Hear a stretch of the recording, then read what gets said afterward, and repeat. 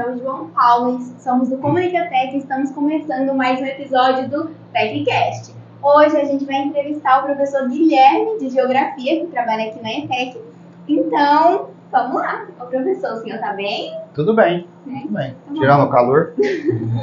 Então, começar aqui perguntando para o senhor, em que momento da história houve o maior ato que fez a indústria ganhar tanto poder e se espalhar tanto assim? Bom, é uma pergunta um pouco complexa, né?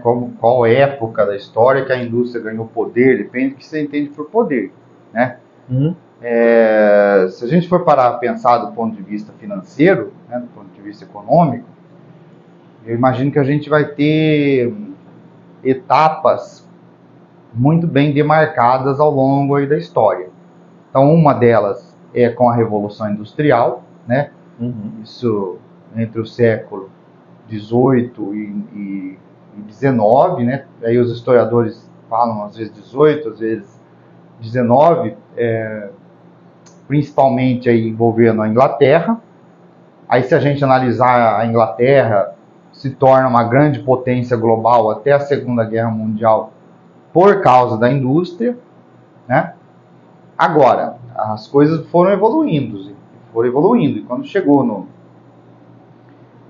vamos dizer assim, entre o século XIX e o XX, nós vamos ter a segunda Revolução Industrial. Talvez essa também seja um período marcante do poder industrial, sim, porque houve uma massificação do consumo, com o Fordismo, né, com a produção em massa e a expansão industrial para os países considerados subdesenvolvidos, né, principalmente depois da Segunda Guerra Mundial, né? E aí entra o Brasil nesse pacote. Mas ao longo vamos por assim, no final do 20 e agora o nosso século 21, nós já estamos estamos praticamente na terceira década, né, dele, a automação, a robotização, né, aquilo que se considera como indústria 4.0 pode significar uma nova ressignificância do poder da indústria. Agora, tem uma coisa que pode acontecer com essa indústria 4.0, que é a indústria ir para nossa casa. Não sei se isso já, né, seria, sei lá, eu fabricar uma caneta na minha casa. Hoje com as impressoras 3D, É possível. e isso vai se popularizar, eu imagino, pelo jeito. Então a indústria vai para nossa casa praticamente, né? Uhum. A segunda pergunta é: como a maneira que administravam a indústria antigamente interferiu e interfere na nossa vida? Olha, a própria escola, né? Como é que é organizado o tempo da escola? A cada 50 minutos, bate o sinal, tem hora para entrar, hora para sair, etc. Isso aí é um ritmo industrial, certo? A massificação, então você aprende história, geografia, né, matemática, tudo de forma massificada. Essa coisa é uma questão industrial. A indústria massificou os costumes, massificou os gostos, certo? Então, eu imagino que a forma de gerir a indústria, com o Fordismo, os padrões de consumo, né, e os desejos por mercadorias que a indústria criou e as facilidades que a indústria criou, elas serviu para interferir na nossa forma de vida até hoje. Então, a gestão industrial ela entra nisso aí, né? O marketing industrial, né, também. Então, vamos indo para a terceira pergunta. Quais foram os pontos importantes na evolução da indústria? Então, aquilo que eu falei, depende da época. Na primeira Revolução Industrial foi uma situação, na segunda foi outra situação, e aí vai.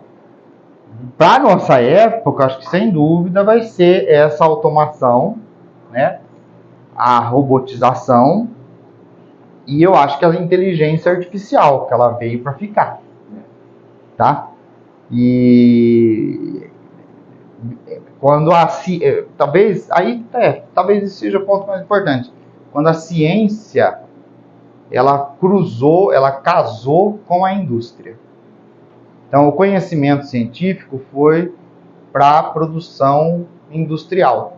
Então quando você que é do DS, Você cria lá o Alexa. Alexa da Amazon, assistente virtual, né? Isso. É produzido numa indústria, etc. Mas precisou ter um conhecimento científico, que é o pessoal da informática, o pessoal da programação, dos softwares, teve que desenvolver, né? Então, isso é revolucionário, né?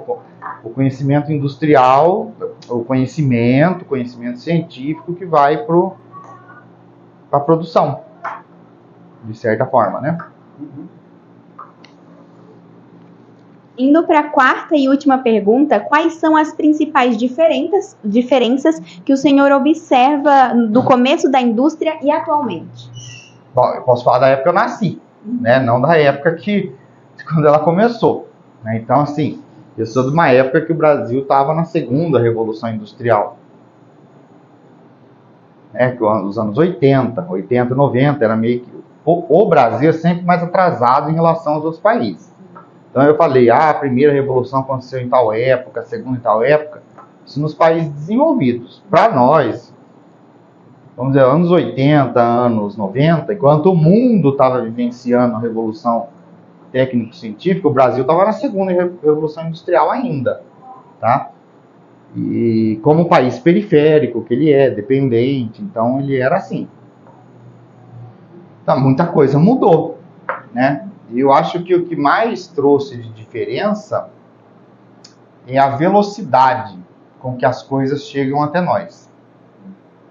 Comparado com os anos 80 e 90, eu imagino que é a velocidade, tá? Que as coisas da indústria podem chegar na nossa casa, tá? E essa velocidade, ela pode ser percebida quando a gente faz um pedido no Mercado Livre. É uma coisa da indústria, etc. E às vezes importado, nem é brasileiro.